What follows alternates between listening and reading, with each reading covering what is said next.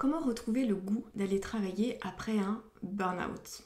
C'est un vaste sujet parce que après un burn-out, eh bien, on est dans une phase où possiblement on est chez nous et on est dans cette phase où on va se questionner, où on va avoir besoin bien évidemment de reprendre de l'énergie et on peut arriver à cette phase où on arrive à trouver un équilibre et se dire que cette phase-là va bientôt s'arrêter et qu'il va falloir retourner au travail, ça peut venir nous challenger.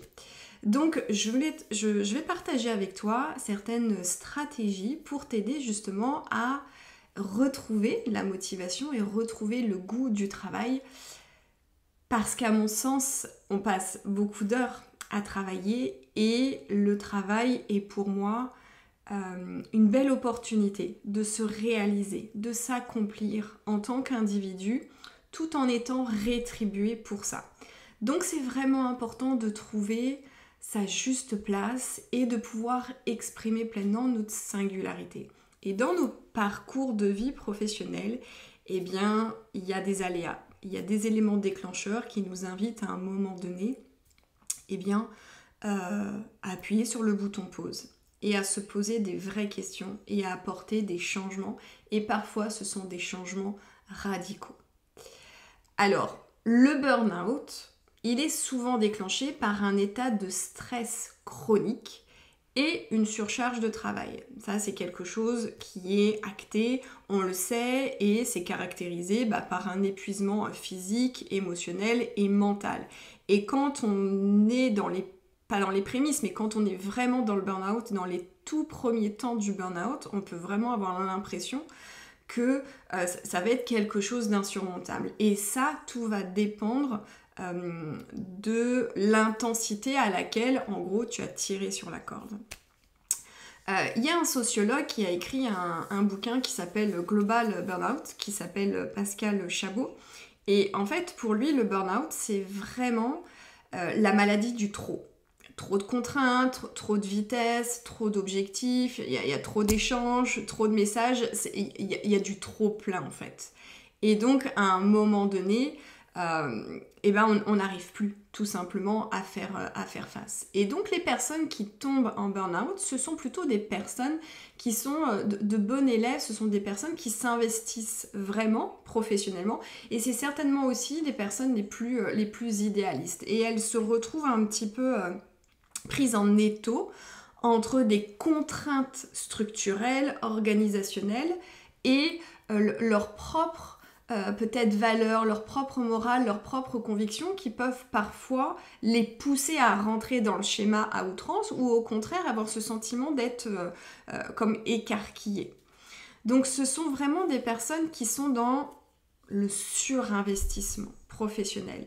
Et dans le surinvestissement, moi j'invite toujours les gens à aller regarder quels sont les comportements que l'on adopte et pourquoi on est dans le surinvestissement si le plaisir et l'épanouissement et la réalisation de soi ne sont pas au rendez-vous. Et selon ce sociologue aussi, le burn-out, il est aussi engendré parce qu'on demande aux gens de s'adapter, de se suradapter. Et donc c'est génial parce que nous, en tant qu'êtres humains, on est dans cette plasticité cérébrale qui nous permet finalement d'être malléable, de changer notre système de croyances, d'adopter nos comportements en fonction de l'environnement, du contexte. Mais quand on est à outrance en suradaptation et surtout dans un environnement où parfois la finalité n'est pas précise, n'est pas définie clairement, et bien là on peut se retrouver à perdre le sens de ce que l'on fait. On est pris dans ces contraintes professionnelles de plus en plus grandes, mais finalement, pour quelles raisons? Pourquoi faire? C'est quoi le sens de tout ça? Et ça peut aussi expliquer que certaines personnes tombent pour burn-out. Donc si on comprend, si on doit synthétiser un petit peu notre compréhension du burn-out, il y a en règle générale des causes communes, c'est-à-dire la surcharge de travail. On connaît sous-effectif ou on n'a pas suffisamment le matériel qui va bien. Ça me rappelle à des anciens souvenirs où j'avais toujours le sentiment d'avoir un train de retard. Et j'avais beau être responsable des ressources humaines, j'étais quand même dans une boîte où quand je demandais à avoir des effectifs, à un moment donné, on me disait oui. Mais comme j'étais dans un environnement très évolutif, eh bien j'avais toujours le sentiment voilà, d'avoir un train de retard et à un moment donné, je disais à mes patrons, mais je n'ai pas besoin finalement de 2 bras en plus, ce dont j'ai besoin c'est d'avoir un logiciel qui va me permettre de gérer ça parce que je savais que tel outil ou tel logiciel allait déjà désencombrer la charge de travail de mes collaborateurs.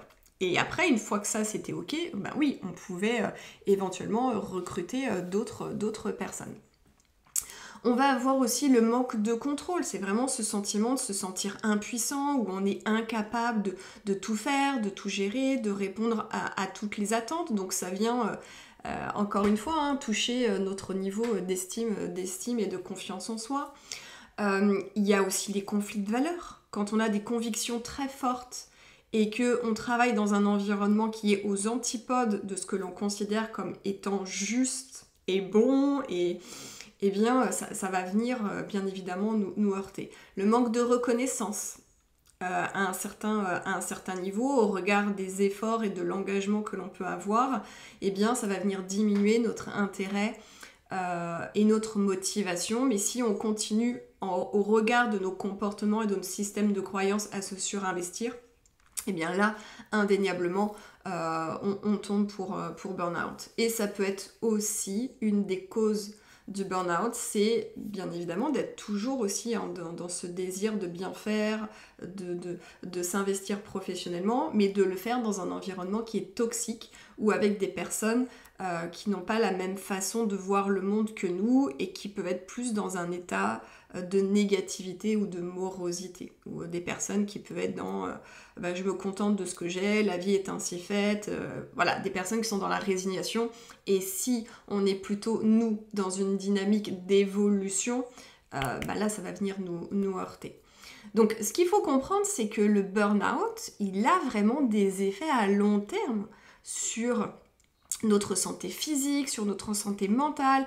Moi je le vois à travers les femmes et les hommes que j'accompagne, les traces elles sont là, difficulté à se concentrer, difficulté à réfléchir aussi, le manque d'énergie. Donc l'intensité, encore une fois, elle va dépendre de l'intensité à laquelle tu as tiré sur la corde. Si ça fait 2-3 ans que tu es en surchauffe totale et que t'as plutôt ton corps arrive à te maintenir et puis à un moment donné tu tombes, probablement que tu vas mettre plus de temps à t'en sortir. Moi, typiquement, j'ai un ami, ça fait 3 ans. Ça fait 3 ans. Et d'après certains témoignages aussi que je peux lire, il y a des gens, oui, ça prend 2 ans, 3 ans, 5 ans, voire même 6 ans après, les gens, ils ont encore les traces, en fait, de cette période de burn-out. Donc, c'est vraiment... il faut vraiment en prendre conscience et dès qu'on sent qu'il y a une diminution de la performance professionnelle, qu'on est plus dans l'irritabilité, qu'il y a des changements d'humeur... tout ça, ce sont des petits signes qu'il faut écouter. Mais encore une fois, l'être humain, il est tel qu'il est. Et souvent, on attend de toute façon de se prendre le mur pour pouvoir réagir. Donc, par rapport au burn-out, je ne pense pas que la prévention fasse des miracles parce que l'être humain fonctionne ainsi. Maintenant, cher auditeur, chère auditrice, si tu peux me prouver que les actions de prévention permettent effectivement de réduire les cas de burn-out, eh bien écris-moi en MP. Je serais ravie de pouvoir lire ces partages de témoignages parce qu'aujourd'hui, j'observe beaucoup le contraire. Donc voilà, on a fait cette introduction pour remettre un petit peu de l'ordre et de remettre un peu du contexte dans le burn-out. Alors, une fois qu'on est dedans et qu'on a perdu le mojo, la motivation, l'enthousiasme et qu'on se dit « Oh mon Dieu, à un moment donné, il va falloir que je retourne travailler. Comment je vais faire? Est-ce que je vais y arriver? Est-ce que je vais retrouver l'énergie ?» Est-ce que le métier que je faisais est le bon finalement? Est-ce que l'entreprise, l'environnement dans lequel je suis me convient parfaitement? Donc on va se retrouver avec tout ce genre de questionnement, mais avant de se poser toutes ces questions, le préalable, c'est de retrouver de l'énergie et de retrouver, de se ressourcer. C'est ça. Donc, c'est quoi les premiers pas vers la récupération? La première chose à faire, c'est d'accepter. D'être dans l'acceptation que oui, je fais partie de ces personnes qui sont tombées pour burn-out. Et c'est vraiment important d'être dans l'acceptation de ce qui est, parce que, encore une fois, quand on est dans le déni, quand on est dans la résistance, eh bien on va venir amplifier les phénomènes désagréables. Alors que quand on est dans l'accueil, quand on est dans l'acceptation, eh bien juste on pose les choses, et c'est ce qui permet aussi à notre cerveau de faire de la place pour le reste. Mais là, à l'instant T, quand on est dans les prémices du burn-out et qu'on a juste besoin de retrouver de l'énergie, parce qu'on est vraiment fatigué, hein, le corps est vidé, hein, burn-out, c'est je suis brûlée de l'intérieur. Donc on peut être dans une période plus ou moins longue où juste on a besoin de ne rien faire, de se ressourcer, de dormir, de se nourrir en fait. Donc première chose, acceptation. Ensuite, on va venir prendre le temps de faire une évaluation et d'aller regarder et d'être dans l'honnêteté et la transparence et d'aller regarder, ok, qu'est-ce qui a fait que j'en suis arrivée là? Qu'est-ce qui a contribué à mon burn-out? Quels sont les aspects peut-être de mon travail, de mon environnement de travail, de l'entreprise? Donc on va regarder factuellement au niveau de l'extérieur, mais on va regarder aussi à l'intérieur de soi. Et c'est là où c'est plus inconfortable, mais c'est vraiment d'aller regarder et de se dire, ok, quelles ont été les décisions que j'ai prises, quels ont été les comportements, les habitudes que j'ai mis en place, quel est mon système de croyance, quel est mon système de valeurs aussi. Et voilà, qu'est-ce qui a fait que moi, en tant qu'individu, dans tel environnement, je suis tombée pour burn-out. Et c'est pour ça que c'est vraiment important d'être accompagné par un professionnel hein, lorsqu'on est dans cette situation-là. Je suis très vigilante lorsque j'ai des personnes en séance clarté et qui me disent bon bah voilà, je suis en arrêt de travail pour burn-out, ou j'ai repris le travail après un burn-out, mais je sens que je suis toujours très attentive à ça et je demande toujours si la personne a été suivie. Parce que le psychologue va pouvoir justement aider ou thérapeute, hein, psychologue ou thérapeute va aider justement à faire monter à la conscience le poids du passé qui nous a amené à agir, à se comporter de telle ou telle façon. Ça, c'est le premier niveau d'intervention. Et ensuite, eh bien, de faire appel à un coach en gestion de carrière, à un coach professionnel pour venir davantage se tourner vers l'avenir et se poser vraiment hein, des questions pour savoir ce que l'on veut vraiment pour la suite et quels objectifs on a envie de se fixer. Et lorsque j'accompagne des personnes qui sont en arrêt pour burn-out et qui ont un travail thérapeutique et que ensemble on est plus tourné vers l'avenir, eh bien c'est super. C'est super parce qu'on fait vraiment un travail en profondeur et on fait vraiment un travail complet. Même si moi j'ai cette casquette de thérapeute aussi et que ça me permet d'accompagner mes clients et mes clientes sur ce terrain-là avec les outils, le cœur de mon métier aujourd'hui, c'est pas la thérapie. C'est vraiment plus d'être tourné vers l'avenir et qui j'ai envie de devenir. Qu'est-ce qui me motive, qu'est-ce qui me challenge aujourd'hui et qu'est-ce que j'ai envie d'atteindre pour ma vie. Donc on est définitivement tourné vers l'avenir, même si on sait qu'il faut se délester du poids du passé pour pouvoir avancer vers plus d'alignement. Donc ça c'est la première chose, c'est ok, on est dans l'acceptation, on recherche du soutien avec des professionnels. Et ensuite, eh bien, on va établir un plan de récupération. Alors moi, je fonctionne beaucoup sur objectifs, plan d'action. Hein. D'ailleurs, mes clients et mes clientes, je les challenge aussi beaucoup là-dessus. Mais pour moi, c'est important parce que ça donne un cap, ça donne une direction. Donc, c'est de se dire, ok, là où je suis dans mon état de burn-out et que je suis dans les prémices peut-être d'un retour à l'emploi, eh bien, comment je peux faire pour récupérer? Donc on l'a dit, hein, ça demande du repos, de se nourrir de la nature, de bonnes lectures. Voilà, c'est vraiment se reconstruire, de retrouver de l'énergie, des ressources. Et ça va demander aussi de changer d'identité. Ça veut dire quoi? Ça veut dire qu'aujourd'hui, si tu es tombé pour burn-out, c'est que tu as un système de croyances, tu as des valeurs et tu as adopté des comportements ou tu as eu des habitudes qui t'ont conduite à. Je fais abstraction de l'organisation. L'organisation n'a été que le terreau fertile qui t'a amené à ça. Donc c'est de se dire à l'instant T, j'ai une identité. Et cette identité m'a amené à tomber pour burn-out. Quelle est la nouvelle identité que j'ai besoin d'asseoir pour éviter de retomber? Eh bien, l'une des choses à faire, c'est d'apprendre à dire non et d'être davantage dans l'affirmation de soi et de poser des limites saines aux autres, mais des limites saines à soi aussi. Qu'est-ce qui est ok? Sur quoi je peux être flexible et qu'est-ce qui est non négociable pour moi?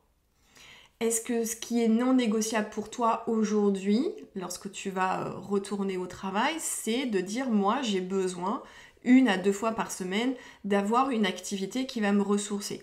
Ça peut être du pilates, ça peut être du yoga, ça peut être une activité plus sportive, ça peut être un cours de poterie, j'en sais rien, mais qu'est-ce qui te nourrit de l'intérieur? Qu'est-ce qui te fait du bien? Qu'est-ce qui te permet de recharger tes batteries?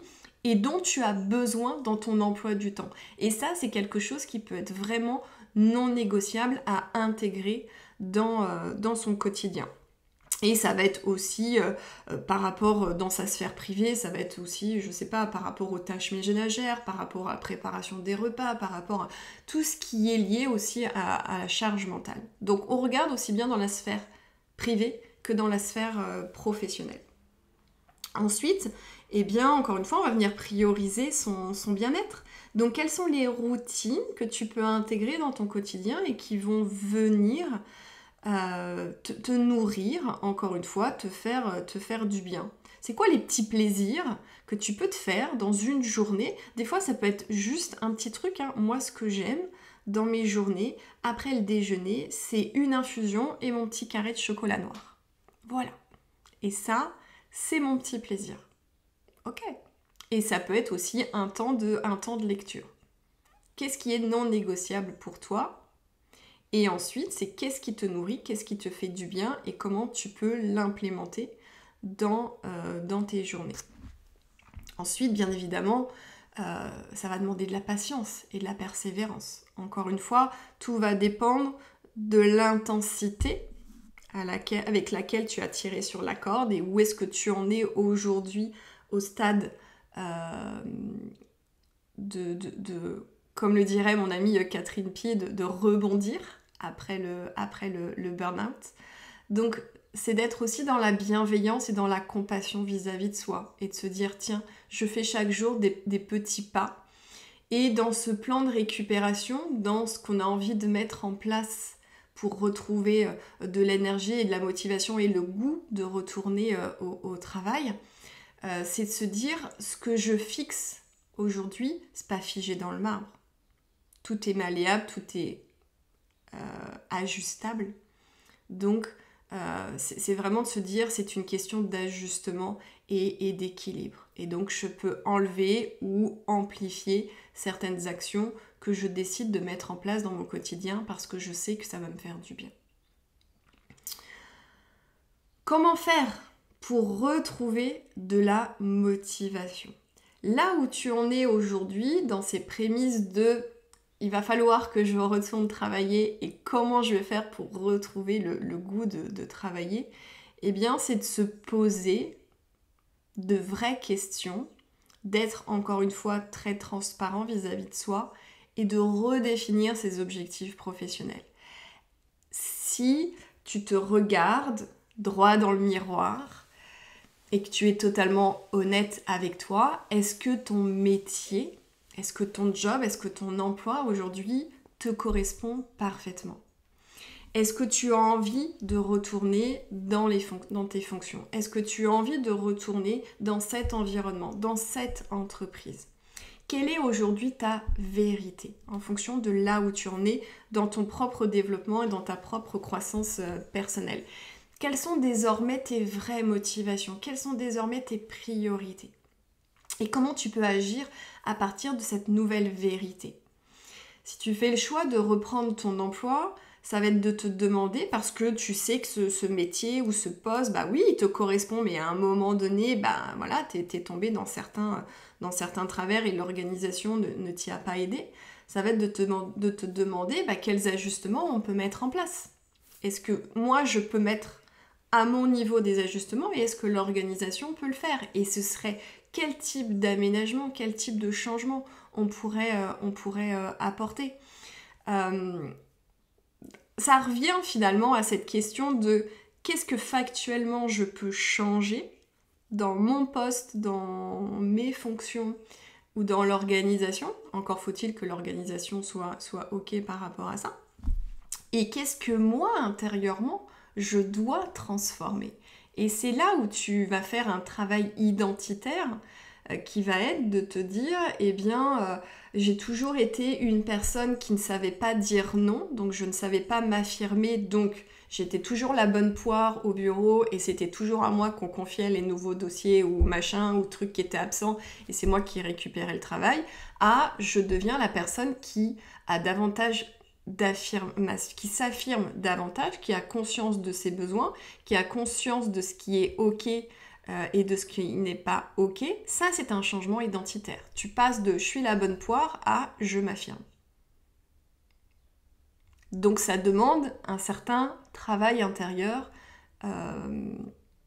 pour pouvoir passer de l'un à l'autre. Voilà, pour moi, le burn-out est comme tout autre événement qui arrive dans une carrière, ce sont souvent des moments qui nous invitent à repenser qui on est. Et dans qui on est, il y a nos besoins, nos valeurs, nos comportements, nos habitudes, notre environnement, c'est tout ça qu'il faut regarder. Voilà, et le burn-out, c'est vraiment une invitation à revenir à soi et à se dire, tiens, qu'est-ce que je peux transformer dans ma vie aujourd'hui pour ne pas revivre ça ?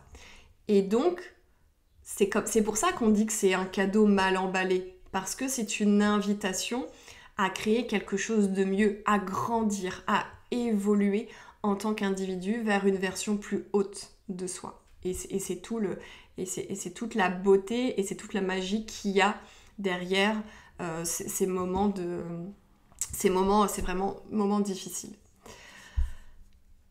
Ensuite, l'autre chose que tu peux aussi mettre en place, encore une fois, toujours dans cette dynamique de retrouver le goût de travailler, eh bien, ça va être d'apprendre à gérer le stress. Comme je l'ai dit au tout début, c'est que le burn-out, très souvent, il est lié à un stress chronique. Et donc, le stress chronique, c'est quoi ? Et le stress, c'est quoi ? C'est pas une émotion. C'est un état physiologique qui est engendré par un trop-plein d'émotions.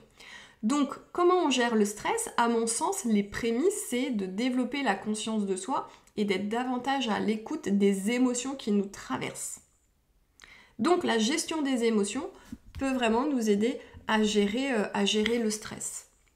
Ensuite, on va voir des techniques que tu connais, je suis persuadée que tu en as déjà entendu, la pleine conscience, faire les choses, être davantage présent, encore une fois, être davantage présent à ce qui nous traverse en termes d'émotions, en termes de pensée, d'être davantage dans la conscience des comportements que l'on adopte et des résultats que l'on obtient. Et puis la méditation, bien évidemment, la méditation, elle a vraiment transformé ma vie. Hein.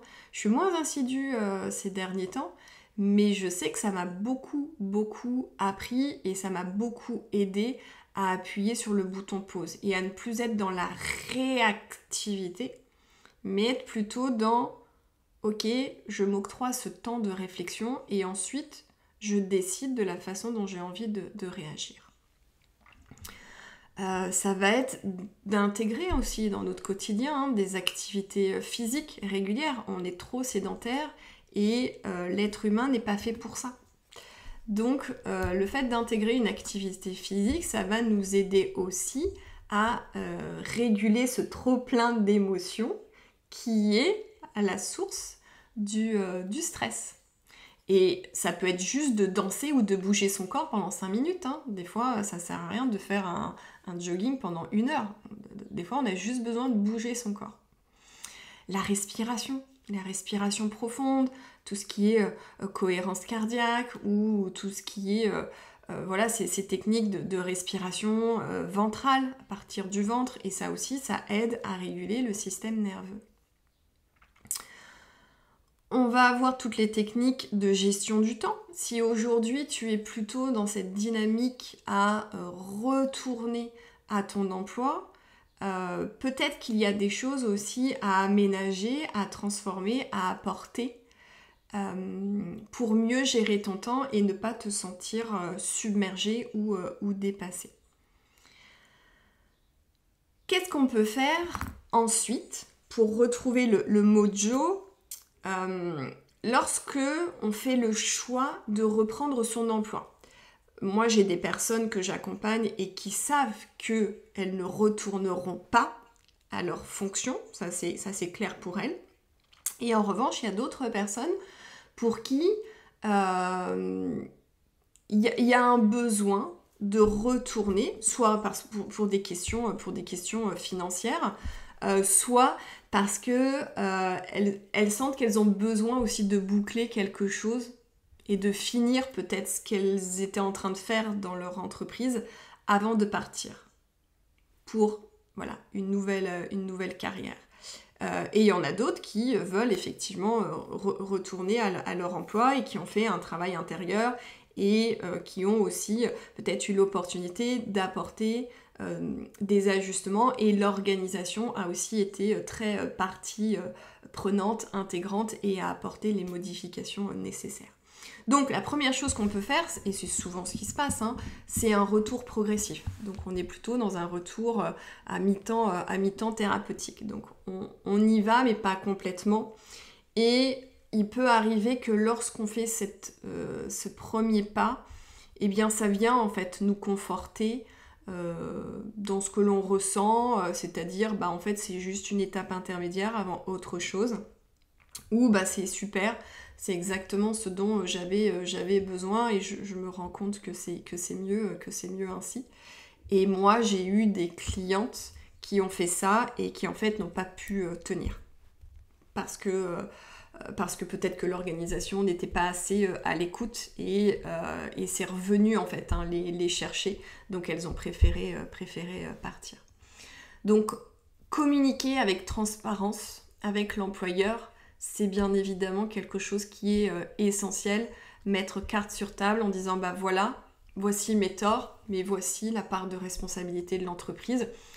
Voici moi ce que je peux apporter en termes d'ajustement, en termes de changement, mais voici selon moi ce que l'entreprise peut apporter comme changement pour que je me sente plus alignée dans mes fonctions et que je retrouve la motivation, l'enthousiasme et que je sois à nouveau un élément performant et productif dans l'organisation. Et dans tout ça, bien évidemment, c'est de toujours être à l'écoute de soi et d'être très au clair sur ses besoins et sur ce qui est prioritaire aujourd'hui dans sa vie. Voilà ce que je voulais te partager aujourd'hui pour t'accompagner dans cette période qui n'est pas forcément évidente et que parfois lorsqu'on est dans cette optique de retourner au travail, eh bien on a toutes ces questions de est-ce que je vais être capable, est-ce que je vais retrouver le goût de pouvoir travailler, est-ce que le plaisir, l'envie vont revenir ou pas. Donc voilà, toutes ces petites stratégies que j'ai été ravie de te partager. Surtout, n'hésite pas à partager avec moi ce que ça t'a apporté à partir du moment où tu as commencé à mettre en place toutes ces petites actions. Et puis, si cet épisode peut aider d'autres personnes, surtout n'hésite pas à liker, à mettre 5 étoiles sur Spotify et à le partager à toute personne qui aurait besoin d'entendre ça. Et on se retrouve très prochainement pour un nouvel épisode.